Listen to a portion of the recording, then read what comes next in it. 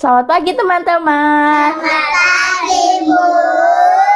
Good morning. Yes, morning. Sugeng enjing. Ending. Teman-teman, apa kabarnya hari ini ya? Baik, Bu. Alhamdulillah. Hari ini Ibu mau membacakan sebuah buku. Mau tidak membaca buku? Oke. Bukunya coba dilihat. Bukunya berjudul Kisah Nabi Nuh alaihi salam. Nabi siapa?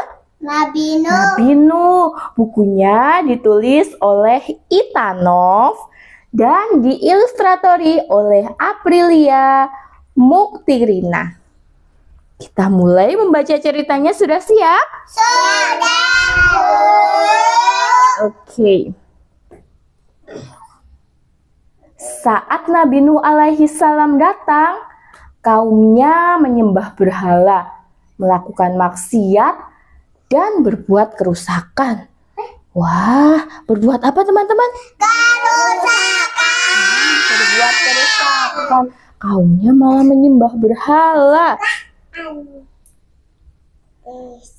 Nabi Nuh alaihi salam pun berdakwah dan mengajak kaumnya untuk menyembah Allah subhanahu wa ta'ala. Allah, ya betul. Namun hanya sedikit orang yang mau mengikutinya. Sebagian besar orang lainnya masih melakukan kesyirikan dan melakukan kebiasaan lamanya yang buruk. Kebiasaannya buruk, orang-orangnya tidak mau. Orang-orangnya tidak mau mengikuti siapa? Nabi Nuh. Betul sekali. Kira-kira apa yang terjadi selanjutnya ya? Coba kita lihat. Banjir? Betulkah? Coba kita lihat di bukunya. Kemudian Nabi Nuh alaihi salam berdoa kepada Allah agar kaumnya yang beriman diberi keselamatan. Karena merasa azab Allah subhanahu wa ta'ala pasti akan segera datang.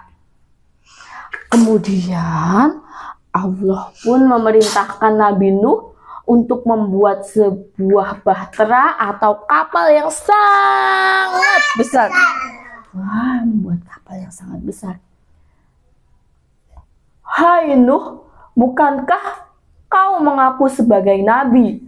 Sekarang kau berubah menjadi tukang kayu gila yang membuat kapal di tempat yang jauh dari laut. Ejek orang-orang mengejek Nabi Nuh. Mengejek siapa Mbak Sasa? Nabi Nuh. Orang-orang itu tidak beriman. Nabi Nuh alaihissalam tidak memperdulikan mereka dan terus melanjutkan pekerjaannya. Membuat apa teman-teman tadi? Setelah kapal Nabi Nuh alaihi salam sudah selesai, Allah subhanahu wa ta'ala berfirman, siap-siaplah engkau dengan kapalmu. Bila tiba perintahku dan terlihat tanda-tanda dariku, segeralah angkut keluargamu di kapal itu. Bawalah setiap pasangan makhluk yang di atas bumi dan berlayarlah atas izinku. Allah memerintahkan Nabi Nuh untuk membawa semua makhluk naik ke kapal. Membawa kambing, sapi, Betul. entong. Kita lihat di sini. Lalu hujan turun dengan lebat. Dengan deras. Petir menyambar-nyambar. Disertai angin yang sangat kencang. Wush. Banjir bandang pun tak bisa dihindarkan. Gelombang besar datang dari segala arah. Kapal besar itu terombang-ambing di atasnya. Mana gambarnya? Ah, ini. Ini kapalnya terombang-ambing. Ini ya kapalnya ya. Orang-orang yang beriman dan hewan-hewan yang bersama Nabi Nuh naik kapal tadi, mereka selamat. Namun, mereka yang tidak beriman, mereka menemui azabnya, termasuk istri dan salah satu anak Nabi Nuh yang keras kepala dan tidak mau taat kepada Allah. Banjir itu terjadi selama 150 hari. Nabi Nuh alaihissalam memerintahkan burung elang untuk melihat air sudah surut atau belum. Nah, ini melihat. Udah mau surut. Elang pun terbang. Dalam perjalanannya, ia melihat bangkai lalu memakannya sehingga ia lupa akan tugasnya. Lupa apa? Tugasnya, elangnya lupa. Akhirnya ada burung merpati yang menggantikan tugas elang. Ia datang membawa daun hijau di paruhnya. Itu adalah daun zaitun. Zaitun itu apa? Aku tahu yang buat mijit.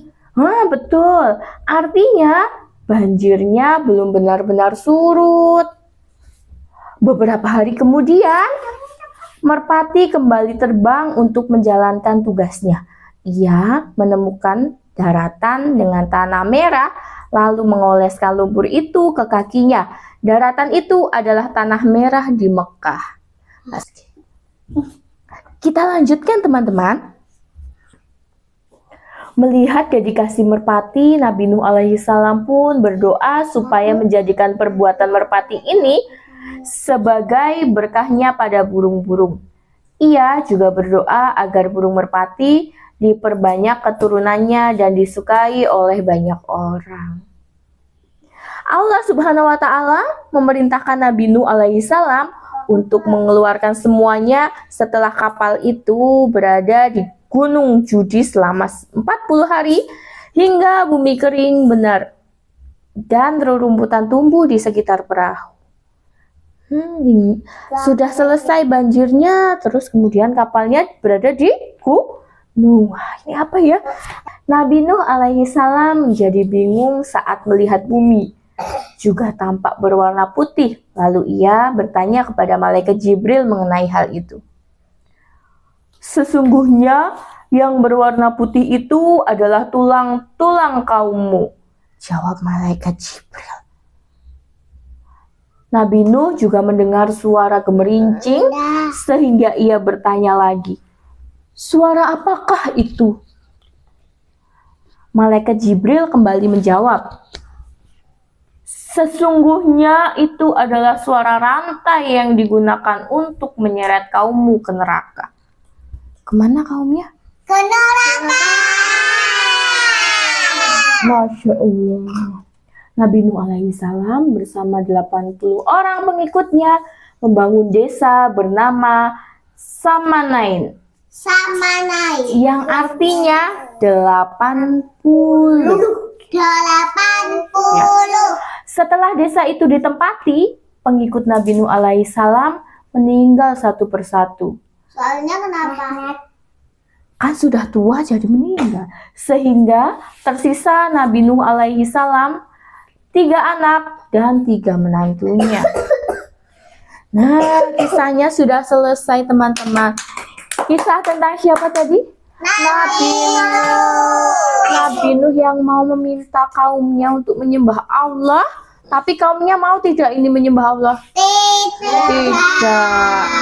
Kaumnya tidak mau menyembah Allah, sehingga Allah memerintahkan untuk membuat sebuah yang sangat besar untuk menyelamatkan siapa itu sih? Hewan Dan manusia yang beriman sama Allah.